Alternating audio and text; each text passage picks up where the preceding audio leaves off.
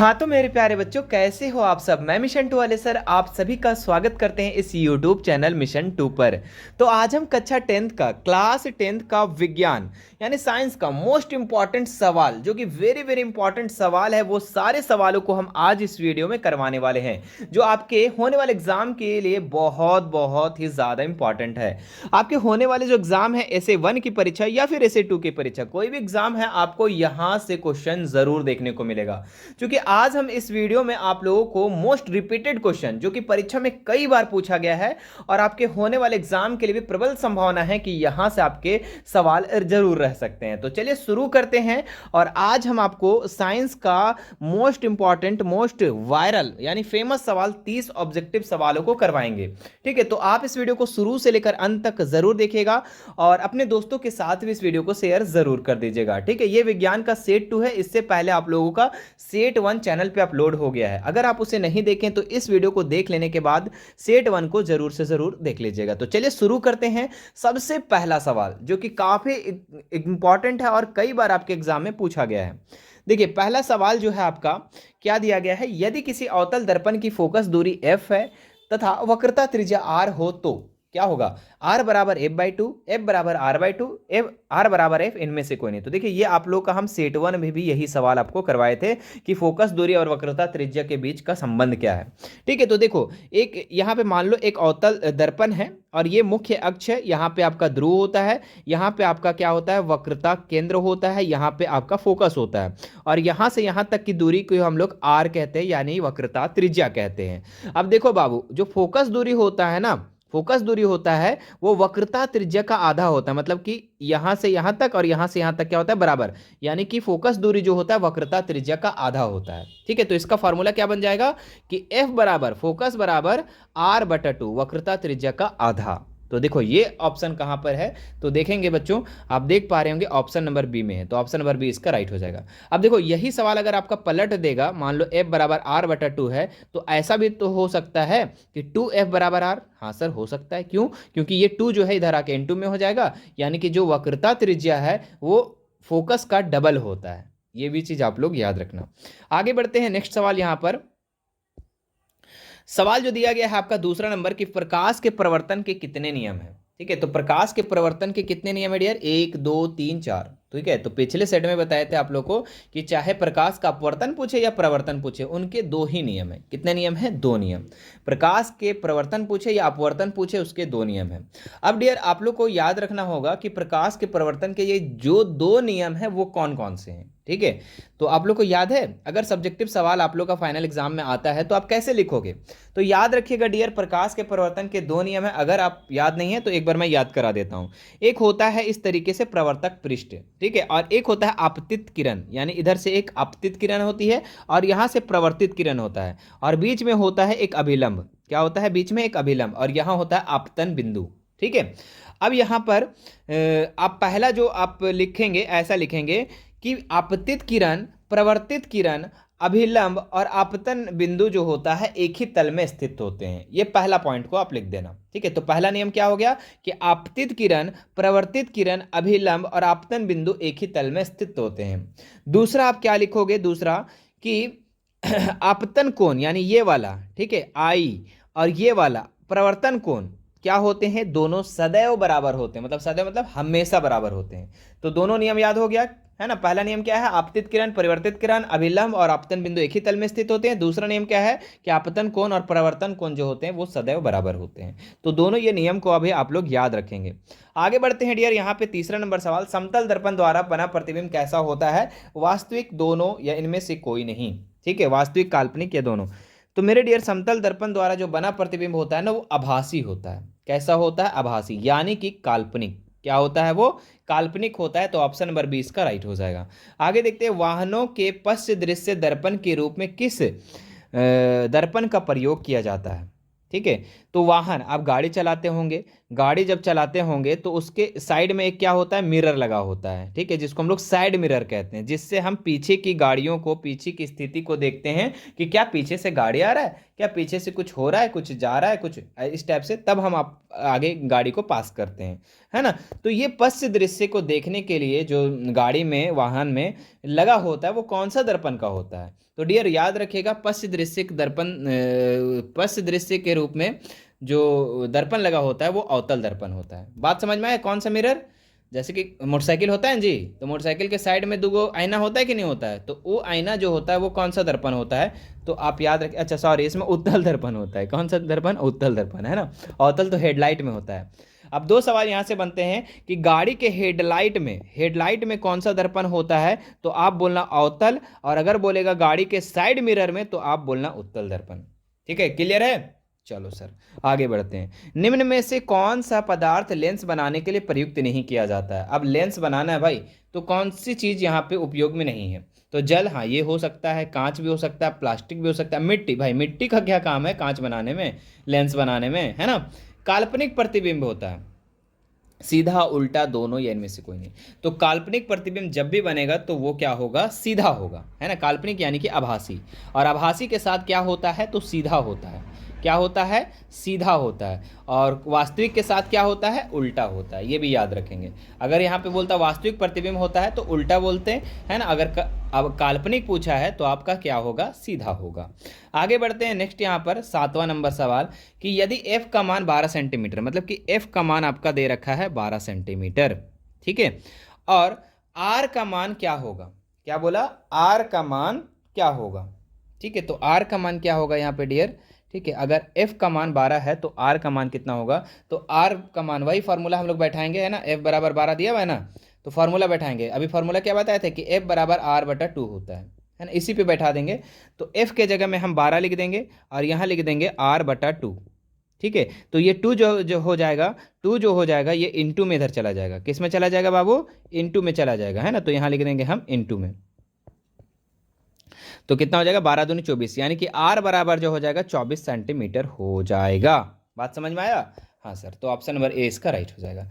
आगे बढ़ते हैं। नेक्स्ट यहाँ पे वाहन के अग्रदीप में, वही हेडलाइट का बात कर रहा है, वाहन के अग्रदीप में किस दर्पण का उपयोग किया जाता है? तो वाहन के अग्रदीप में यानी हेडलाइट में जो है अवतल दर्पण का प्रयोग होता है। अगर साइड मिरर, दो चीज को याद रखना, अगर साइड मिरर बोल देगा, है ना, पश्च दृश्य को देखने के लिए साइड मिरर का बात करेगा तो उत्तल बोलना। अगर हेडलाइट का बात करेगा, हेडलाइट का बात करेगा तो क्या बोलोगे? अवतल बोलना। ठीक है ना। गाड़ी के जो जहाँ पे आगे में क्या होता है, जो हेडलाइट होता है वहाँ पे अवतल दर्पण, और गाड़ी के साइड मिरर जो होता है उसमें उत्तल दर्पण।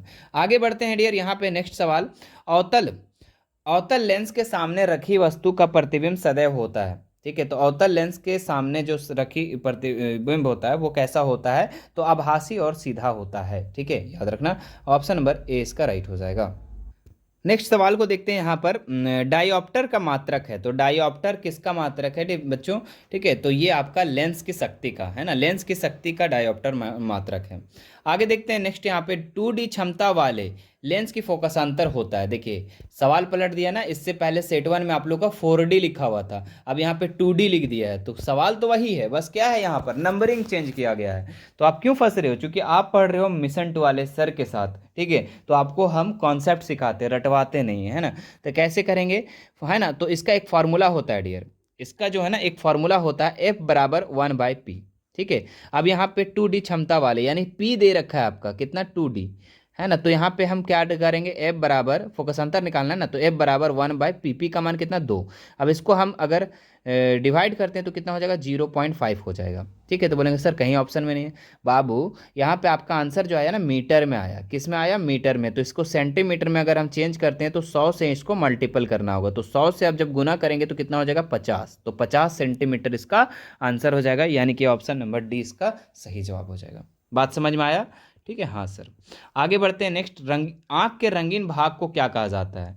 ठीक है, देखिए चैप्टर कितने अच्छे से आप लोगों को हम पढ़ाए थे, जब एप्लीकेशन पे ये मानव नेत्र का रंग बिरंगा संसार बहुत ही अच्छे तरीके से आप लोग को आँख के बारे में हम बताए थे। ठीक है, कि कौन कौन सा होता है उसमें, लेंस कौन सा होता है, सारा चीज़ आप लोग को हम बताए थे।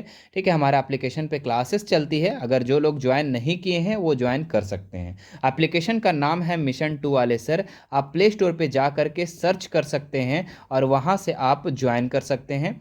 ठीक है, और क्लासेस वहाँ पे कर सकते हैं। ठीक है, चूँकि लाइव क्लास डेली 7 बजे चलता है। ठीक है, आप भी ज्वाइन करके अपना क्लास को पूरा कर सकते हैं। ठीक है, और बहुत बहुत बच्चे वहाँ पे, काफ़ी बच्चे पढ़ रहे हैं। अगर आपको भी लगता है पढ़ना तो पढ़ सकते हैं। बहुत मिनिमम फी में आप लोगों को बहुत शानदार है। जिस तरीके से पिछले जो आपके सीनियर है वो भी पढ़ करके अच्छे नंबर अंक प्राप्त किए थे, तो आप भी कर सकते हो, बस आपको मेहनत करना पड़ेगा।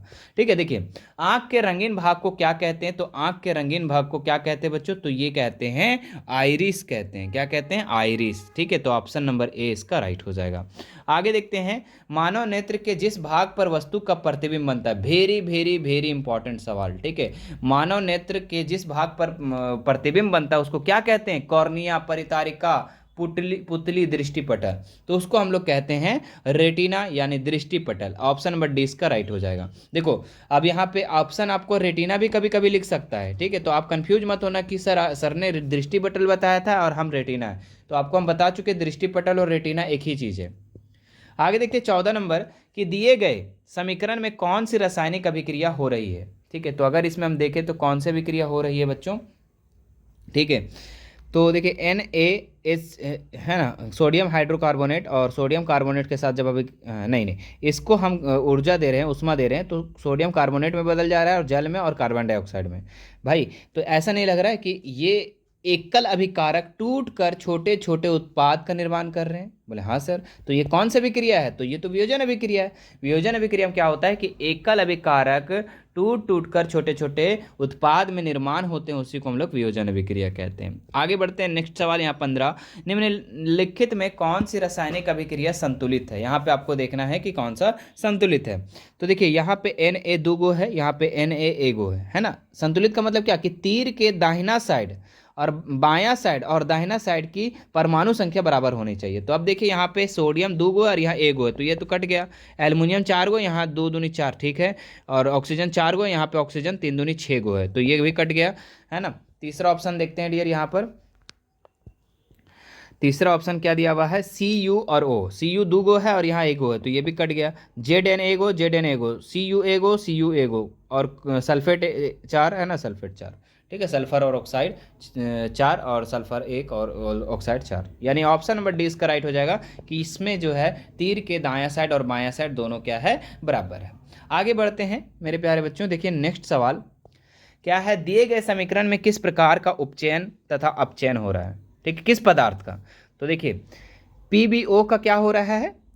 तो अपचयन हो रहा है। और Cu का क्या हो रहा है? उपचयन हो रहा है। उपचयन और अपचयन आपको हम समझा चुके थे कि जिसमें बाबू ऑक्सीजन की वृद्धि होगी वो आपका उपचयन होगा, और जिसमें ऑक्सीजन की ह्रास होगी वो आपका अपचयन होगा। तो देखो PbO में यहाँ पे PbO था, अब Pb बन गया, मतलब ऑक्सीजन की क्या हो रही है? ह्रास हो रही है, ठीक है। और Cu अकेले था, अब CuO हो रहा है हमारा यहाँ पर। तो क्या हो रहा है? कार्बन के साथ यहाँ पे ऑक्सीजन मिल रहा है, यानी कि यहाँ पे इसका उपचयन हो रहा है। तो ऑप्शन कौन सा हो जाएगा चारों में से? देख लो, देखो तो Cu का जो है ना उपचयन हो रहा है क्योंकि ऑक्सीजन की वृद्धि हो रही है, और PbO में ऑक्सीजन की क्या हो रही है? हानि, क्योंकि ऑक्सीजन था और ऑक्सीजन अब खत्म हो जा रहा है, तो PbO का क्या हो रहा है? हानि, अपचयन हो रहा है, यानी कि ऑप्शन नंबर 20 का राइट हो जाएगा। ठीक है, पहले उपचयन देखना है, उसके बाद अपचयन देखना है। आगे देखते हैं नेक्स्ट, विकृत गंधिता कौन सी अभिक्रिया के कारण होता है? ठीक है, तो विकृत गंधिता कौन सी अभिक्रिया के कारण होता है डियर? यहाँ पर तो यहाँ पे उपचयन होता है ना, क्या होता है? उपचयन, यानी कि ऑप्शन नंबर ए हो जाएगा। क्यों? क्योंकि ऑक्सीजन की इसमें वृद्धि होती है, ठीक है, विकृत गंधिता, है ना। इसलिए आपके चिप्स जो आपका कुरकुरे होता है, लेज होता है, उसमें नाइट्रोजन गैस से प्रभावित किया जाता है, आप लोग को पहले बता चुके थे। आगे देखते हैं, चूने से सफेदी करते समय चूना में पानी डालने पर उष्मा निकलती है, इसमें कौन सी अभिक्रिया होती है? ठीक है। तो इसमें कौन सी अभिक्रिया होती है डियर, यहाँ पे उष्मा क्षेपी अभिक्रिया। तो जिसमें उष्मा का निर्माण होता है, उष्मा निकलता है साथ साथ, ठीक है, अभिक्रिया के पश्चात, तो वो उष्मा क्षेपी अभिक्रिया होती है। अगला सवाल देखते हैं, लोहे की कील को कॉपर सल्फेट के विलयन में डालने पर कॉपर सल्फेट के विलयन का नीला रंग धूसर हो जाता है, इस प्रक्रिया में कौन सी अभिक्रिया हो रही है। चलो पहले देख लेते हैं। यहाँ पे क्या है, लोहे की कील यानी फेरस, और यहाँ पे किसके साथ अभिक्रिया करने बोल रहे हैं, तो कॉपर सल्फेट के साथ, CuSO4। अगर हम इसको क्रिया करवाते हैं डियर, यहाँ पे क्या हो जाएगा, फेरस सल्फेट बन जाएगा, यहाँ पे FeSO4, और यहाँ कॉपर को क्या कर देगा, विस्थापित कर देगा। तो जिस चीज को विस्थापित करेगा, इसका मतलब क्या हो गया, यहाँ पे विस्थापन अभिक्रिया हो जाएगा। तो कहाँ पे है विस्थापन बाबू, तो बाबू देखो यहाँ ऑप्शन नंबर सी में विस्थापन है। क्यों, क्योंकि यहाँ पे कॉपर कम अभिक्रियाशील धातु था और फेरस ज्यादा था, इसलिए फेरस दोस्ती बना लिया और कॉपर को भगा दिया, विस्थापित कर दिया। आगे देखते हैं नेक्स्ट सवाल। देख बाबू 20वां नंबर सवाल दियल हो, का देवल हो कि निम्नलिखित थोड़ा खोटा भी हो जाता है, ठीक है, बीच बीच में, ताकि आपको इंटरेस्टिंग लगे, है ना। निम्नलिखित में कौन सा प्राकृतिक सूचक है, तो मिथाइल ऑरेंज, फेनोल्फिलीन, लिटमस या फिर मिथाइल रेड। तो ये सारा का सारा आपका निर्मित है, मानव निर्मित है ना, मानव इसको बनाया है, ठीक है, कृत्रिम है। लेकिन लिटमस जो है ना, ये प्राकृतिक सूचक है। क्या है, लिटमस प्राकृतिक सूचक है, ठीक है। यही क्या करता है, अम्ल को नीला से लाल करता है और क्षारक को नीला से लाल करता है, यही चीज़ है ना। आगे देखते हैं नेक्स्ट सवाल। निम्नलिखित में से किस पदार्थ में लिटमस पत्र डालने पर वह लाल नहीं होगा, लाल नहीं होगा। तो किस पे डालने पर, तो अगर हम इसमें ग्लूकोज में अगर डालते हैं, है ना, अगर लिटमस पत्र ग्लूकोज में डालते हैं तो इसमें लाल नहीं होगा, ऑप्शन नंबर डी इसका राइट हो जाएगा। दिए गए किस लवण में क्रिस्टलीकरण का जल मौजूद है, ठीक है, तो किसमें क्रिस्टलीकरण का जल मौजूद है, तो यहाँ पे जल अगर देखें, अरे तो तीसरा में तो साफ साफ दिख रहा है जल, है ना, इसमें क्या है, जल मौजूद है ना, H2O। अग्निशामक यंत्र में किस लवण का प्रयोग किया जाता है ना, अग्निशामक यंत्र में किस लवण का प्रयोग किया जाता है, तो यहाँ पे जो आपका किया जाता है डियर, ये आपका किया जाता है सोडियम हाइड्रोकार्बोनेट, यानी ऑप्शन नंबर ए इसका राइट हो जाएगा, है ना। अग्निशामक जो होता है, आप अपने स्कूल वगैरह में भी देखे होंगे, लाल लाल कलर का अग्निशामक, ठीक है, जो जब आग उग लग जाता है तो उसको ओपन कर दिया जाता है, ठीक है। तो उसमें किस लवण का प्रयोग किया जाता है, तो ये सोडियम हाइड्रोजन कार्बोनेट। जल के अनुपस्थिति में हाइड्रोक्लोरिक अम्ल अपना अम्लीय गुण प्रदर्शित नहीं करता, क्यों, क्योंकि उसमें H+ आयन नहीं होते हैं, है ना, क्योंकि उसमें H+ आयन नहीं होते हैं। तो कहाँ पे, ऑप्शन नंबर बी, ठीक है। आगे देखते हैं, पदार्थ ABCD है जिसका pH मान दे रखा है, ठीक है। तो A का pH मान कितना दिया हुआ है, 2, B का मान दिया हुआ है 7, और C का मान दिया हुआ है 10, और D का मान दिया हुआ है 14, ठीक है। तो इसमें आपको देखना है कि यह पदार्थ कौन सा अम्ल है, ठीक है। तो आपको पता है डियर, आपको जब हम pH स्केल पढ़ा रहे थे, है ना, जब आप चैप्टर 2 पढ़ रहे थे तो उसमें pH स्केल के बारे में बताए थे। pH स्केल में 0 से लेकर 14 तक की गिनती होती है और बीच में होता है 7, ठीक है। और 0 से लेकर 7 के बीच में अगर किसी का भी pH मान है तो वो अम्ल है, और 7 के बराबर है तो वो लवण है, और 7 से 14 के बीच में है तो वो क्षारक है। हमको यहाँ पे पूछ रहा है अम्ल, तो हम क्या बोलेंगे, 0 और 7 के बीच में। तो 0 और 7 के बीच में देखिए कौन सा है, तो 2 है, और 2 का पदार्थ का नाम क्या है, A, यानी कि A इसका आंसर हो जाएगा, ऑप्शन नंबर A इसका सही हो जाएगा। देखिए बात समझ में आया। अगर यही चीज़ हम आप लोग सवाल करते हैं तो आप लोग कमेंट करके बताओ कि इसमें जो हो जाएगा उदासीन कौन सा हो जाएगा, ये आप कमेंट करके बताओ। पढ़ाए थे ना, जो बच्चे नहीं भी पढ़े वो भी ध्यान देंगे, वो भी कमेंट करेंगे, वो भी तो अपने स्कूल में पढ़े होंगे, कहीं ना तो कहीं पढ़े होंगे। तो उदासीन कौन सा है ये आपको इसमें बताना है, ठीक है। चलो, इस चित्र में कौन सी विक्रिया हो रही भैया, तो इस चित्र में अगर हम देखें, सूर्य के प्रकाश आ रहा है, चाइना डिश, और सिल्वर क्लोराइड है ना, सिल्वर क्लोराइड है ना, सिल्वर क्लोराइड हो रहा है, और इसमें सूर्य के प्रकाश ऊर्जा भी दे रहा है। तो यहाँ पे आपका देखेंगे, अगर हम सिल्वर क्लोराइड है ना, AgCl, अगर इसको ये करते हैं तो ये एक तरीके से वियोजन होगा। क्यों, क्योंकि AgCl है सिर्फ, और यहाँ पे क्या होगा, उष्मा का हम लोग यहाँ पे देंगे, उष्मा यानी ऊर्जा देंगे, सूर्य का प्रकाश देंगे, तो यह क्या होगा, एकल अभिकारक से टूटकर छोटे छोटे उत्पाद का निर्माण होगा, यानी कि वियोजन विक्रिया होगा, ऑप्शन नंबर 20 का राइट हो जाएगा। आगे देखते हैं, शरीर में उत्पन्न, है ना, बस कुछ ही सवाल बचे हुए गए हैं, 30 सवाल करेंगे, और कुछ हम महत्वपूर्ण सवाल 4 ठो और सवाल करेंगे, 3 या 4, है ना। शरीर में उत्पन्न हानिकारक अपशिष्ट पदार्थ का शरीर से बाहर निकलने की प्रक्रिया किस जैव प्रक्रम में होती है? तो शरीर का जो अपशिष्ट पदार्थ है, शरीर में हम लोग का जो मान लो खाना वाना खा लिए, जो पच गया, जो खराब पदार्थ है, जो अपशिष्ट पदार्थ है, वो उसको बाहर निकालने की प्रक्रिया को क्या कहते हैं? तो उसको उत्सर्जन कहते हैं। क्या कहते हैं डियर? उसको हम लोग उत्सर्जन कहते हैं। ऑप्शन नंबर सी इसका राइट हो जाएगा। प्रकाश संश्लेषण में होने वाली ऑक्सीजन गैस है ना, ऑक्सीजन गैस किस यौगिक के टूटने के फलस्वरूप प्राप्त होता है? ठीक है, तो किस फलस्वरूप होता है? जल, कार्बन डाइऑक्साइड, कार्बोहाइड्रेट, क्लोरोप्लास्ट। तो इसका जो राइट उत्तर हो जाएगा आप लोगों का जल, है ना, प्रकाश। तो ये क्या होता है? ऑक्सीजन गैस किस यौगिक के टूटने से फलस्वरूप होता है? तो ऑक्सीजन गैस है ना, मतलब कि H2O, इसी का जल को टूटता है जब, तो हाइड्रोजन गैस और ऑक्सीजन गैस अलग अलग हो जाता है। ठीक है, तो यहाँ पे आपका क्या हो जाएगा? इसी से आपका ऑक्सीजन गैस निकलता है। अमीबा में किस प्रकार का पोषण होता है भैया? तो इसमें होता है स्वपोषी पोषण, मृतजीवी पोषण, परजीवी पोषण, प्राणी समभोजी पोषण। तो इसका जो राइट उत्तर हो जाएगा प्राणी समभोजी पोषण, क्योंकि वो प्राणी को खाता है ना, सड़े गले। आगे देखते हैं, लार में कौन सा एंजाइम पाया जाता है? तो लार में टाइलिन नामक एंजाइम पाया जाता है। कौन सा एंजाइम बाबू? टाइलिन नामक एंजाइम। तो ये था आप लोग का 30 महत्वपूर्ण सवाल, और अभी आप लोग को 4 और भी सवाल हम करवाने वाले। ये चारों सवाल को आपको ध्यान से देखना है, ठीक है, क्योंकि ये भी बायोलॉजी का क्वेश्चन है, बहुत ही ज़्यादा इंपॉर्टेंट है। श्वसन प्रक्रिया में पाइरूवेट का कार्बन डाइऑक्साइड, जल और ऊर्जा का विखंडन कहाँ होता है? तो ये माइटोकॉन्ड्रिया में होता है। कहाँ पर होता है?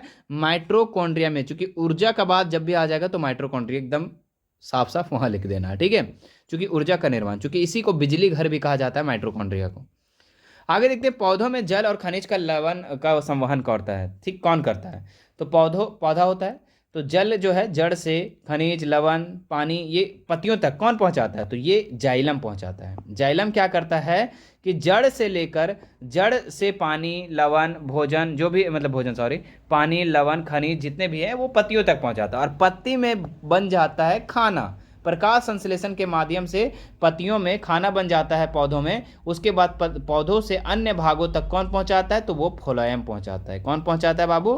फ्लोएम पहुंचाता है। तो याद रहेगा, है ना, नीचे से ऊपर की तरफ जाइलम काम करता है और ऊपर से नीचे की तरफ फ्लोएम काम करता है।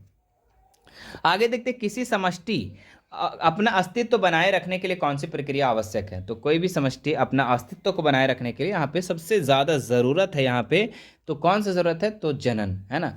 जैसे जनन, यहाँ पे अगर मान लो कोई भी जीव जंतु है, ठीक है, अगर उसको अपना अस्तित्व को बनाए रखना है तो वो क्या करेगा? जनन करेगा। जैसे कि मान लो, ठीक है, जैसे कि मान लो कोई भी चीज़ है, ठीक है, मान लो कोई एक हाथी ही ले लेते हैं या एक मनुष्य ही ले लेते हैं, चलो हम मानव ही ले लेते हैं। अगर मानव जनन नहीं करेगा, ठीक है, मान लो मानव जनन नहीं करेगा, बच्चे को जन्म नहीं देगा, तो एक तरीके से कहीं ना कहीं मानव धीरे धीरे समाप्त हो जाएगा। उसी प्रकार कोई भी और भी ले लो, कोई मान लो ऐसी चिड़िया है जो कि ऐसी मतलब ऐसा पशु है जो कि क्या करता है? वो जनन नहीं करता है, जनन प्रक्रिया नहीं करता है, ठीक है, तो उससे क्या होगा कि उसका अस्तित्व खत्म हो जाएगा एक टाइम पर। इसलिए जनन जरूरी है, उससे उसका अस्तित्व बना रहता है।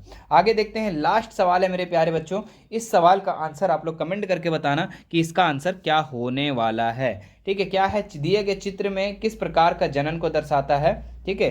तो छोड़िए, इसका आंसर हम ही कर देते हैं। तो इसका आंसर जो हो जाएगा आप लोग का पुनरुद्ध भवन। बाकी ऊपर में हम जो भी क्वेश्चन का सवाल पूछे थे वो उसका आंसर कमेंट करके मुझको बता देना, ठीक है। और ये था आप लोग का सेट टू मेरे प्यारे बच्चों। मुझे आशा है कि आपको ये वीडियो बहुत ही पसंद आया इस वीडियो को।